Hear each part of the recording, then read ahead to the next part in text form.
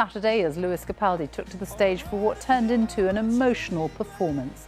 As he struggled with his voice, the crowd took over and continued his songs for him. He looked devastated.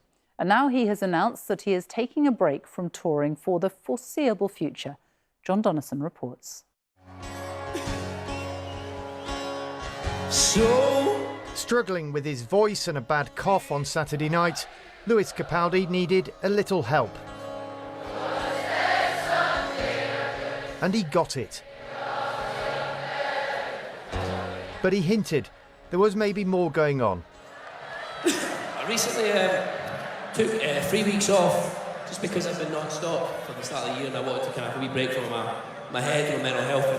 And I wanted to come back and do Glastonbury because it's obviously so incredible. So I just want to thank you all for coming out and watching us. And in a statement this morning, the singer said he was still learning to adjust to the impact of Tourette's, and that on Saturday it had become obvious he needed to spend much more time getting his mental and physical health in order so he could keep doing what he loved. Lewis Capaldi is one of around 300,000 people in the UK with Tourette syndrome. It causes involuntary movements or tics and sometimes sounds, although contrary to popular belief, involuntary swearing is rare. In September, the singer spoke to BBC Breakfast about Tourette's and the challenge of living and performing with the condition. It depends, like, if I've had enough sleep, what I've been eating, what I've been drinking.